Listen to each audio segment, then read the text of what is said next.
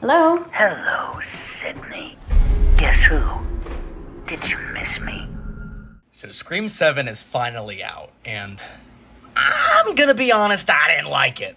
And quite honestly, that kind of pisses me off, because going into this movie, I had really high hopes that it could deliver in a way that, quite honestly, Scream 5 and 6 just couldn't. And I'm gonna say something that hopefully most people agree with. Scream has not been good since the second movie. Scream 3 through 6 has been some of the most forgettable horror flicks I have ever seen. The only reason Ghostface is still a major horror icon is simply because his design transcends time. In 50 years, there will still be Ghostface masks and toys and costumes that you can spend your little consumer money on, no matter how bad or little effort the movies have. Which, unfortunately, is where Freddy and Jason are currently, but I guess Jason has a Fortnite skin, so he's got that going for him. But let me articulate just exactly why Scream 7 is one of the worst horror flicks that I have seen in a long time.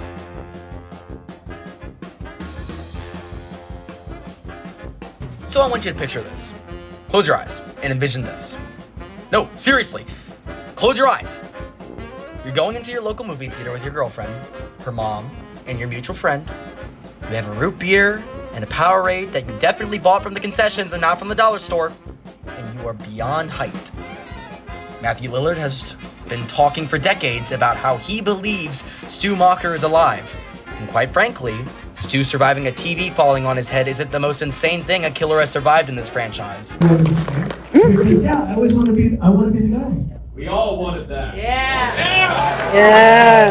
Listen, I think that they did a great job setting up that Stu is still alive. So I've already said, everyone's like, this is a good opportunity for Stu to come back, and I'm just gonna keep campaigning that Stu is still alive. I'm campaigning for it. Hell yeah. Campaigning for it. They did nothing but add to the legacy that Stu is still alive. What? Setting up Stu to stalk her the entire film changes the dynamic of the film, and I don't think that's necessarily bad. So you're cautiously optimistic. Now, open your eyes. Doesn't that sound like an amazing way to begin an evening at the local cinema? And my friends and viewers, it was a wonderful evening for a solid hour and 30 minutes, because when I tell you that the Scream movies have never locked the fuck in more than the bulk of this movie, I am telling you the truth. Scream 7 is a 9 out of 10 movie before the twist. The movie opens in such a perfect way, with the Ghostface killer having some of the most aura I have ever seen a horror icon have.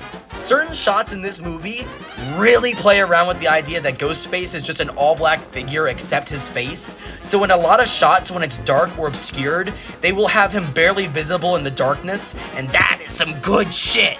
And this is when I realized that the movie's cinematography and colors are going so indubiously hard for no apparent reason. I was so used to the last two movies being shot like any 2010s nostalgia reboot, but the level of sauce that Scream 7 has in its visuals are unparalleled. Which makes sense considering that both Scream 5 and 6 have the same cinematographer. But some of the set pieces this film attempts and pulls off are some of the most visually impressive, intense scenes that the Scream movies have had since the first. There's a scene where Mckenna Grace's character is in their school theater, and she's raised in the air from her harness, and Ghostface kills the student controlling the flight controls, so while she is completely stuck in the air, he completely disembowels her as she swings back and forth. The aggression this killer has is something I felt was sorely missed in the other movies, because quite frankly, nobody in this movie was safe from dying. Almost all of the kids get slaughtered in one scene back to back in some of the most violent ways possible. However, despite enjoying myself, I had a lingering pit in my stomach the entire movie. You see, they reveal very early on that Stu is alive, and when I say early, I mean in like the first 8 minutes, which got me really nervous that someone was just pretending to be Stu. Now, I want to make it clear, I'm not someone who particularly likes nostalgia movies. I don't like Spider-Man No Way Home, I don't like any of the new Star Wars movies, I don't like when nostalgia is a replacement for good writing. However, in this film series, I am okay with extending my disbelief a tad. The killers in these movies are blown to bits, shot, crushed, stabbed, crushed again, and probably 1,000 other things. But they are usually okay despite just being human.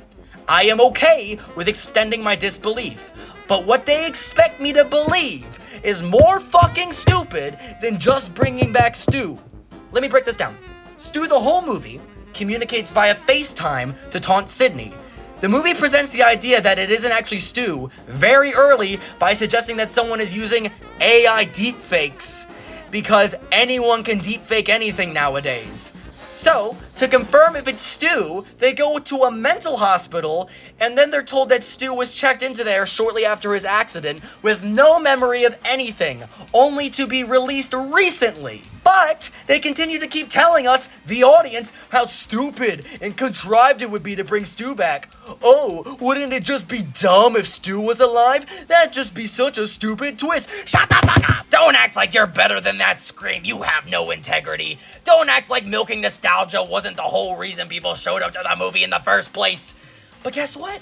In the end, it's revealed that there were 3 Ghostfaces. The first was a mental patient we thought Stu befriended in the hospital and coerced into killing Sidney's family. The second killer was the doctor at the hospital that told us Stu was alive. You know, the doctor who was on screen for 54 fucking seconds. And the way he made the Stu deepfakes was so fucking stupid, because apparently he used to work at Google with a background in AI. I didn't even know how he made the deepfakes until I just looked at the wiki. And then finally, the main killer, the final killer who has all the motivation, is Jessica Bowden. Don't recognize the name? Because she was only introduced in this movie! And she's so forgettable that I didn't even recognize who it was. Because she was not even a supporting character, she was a cameo! So, instead of just bringing Stu back, they have Stu come back as an AI deepfake and make the killer glorified background characters whose motivation was that her feelings were hurt when Sidney didn't go to the killings in New York in the last movie. So, because she was so upset, she had a mental breakdown because her hero didn't want to go after a bunch of killers. So she's put into a mental hospital where she meets both of the other Ghostfaces, and they all agree that they should murder Sidney's entire family and friends and then kill her in front of her daughter so her daughter becomes the next Sidney. What kind of fucking motivation is that? Also, why did they go to Stu's house at the start of the movie? There was no point. If it was Stu, the moment of him burning his childhood house down would have had so much narrative weight. But making it a character that gets introduced in this movie has no weight to the audience. Like, imagine if Stu burned his home because his story and death had become monetized in the Stab movies. And he wants to kill Sidney, not just for vengeance, but to let his story die. That would thematically be so much stronger than what they did. But the movie is dumb, and I think that it was a waste of Matthew Lillard's talents and love for the franchise. This man has been advocating for the return of Stu for decades now, and this movie almost perfectly set up everything it needed to. A more violent killer, a motive for Stu, Sidney as the lead, Matthew Lillard on board. The stars aligned for this to be an example of using a legacy character and making it work. But they didn't, cause they're stupid. So ultimately, despite Scream 7 having everything working in its favor to be a true sequel to the classic films, it cannot stop itself from being fucking stupid. So I'm gonna give Scream 7 a 3.5 out of 10. Fuck you, I'm out.